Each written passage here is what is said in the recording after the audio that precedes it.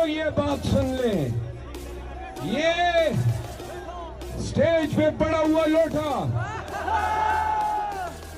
ये अक्कासी करता है तमाम महमूद खानों की,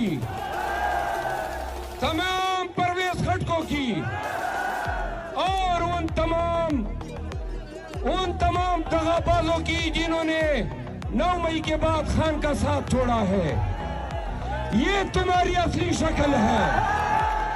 ये तुम हो और हमेशा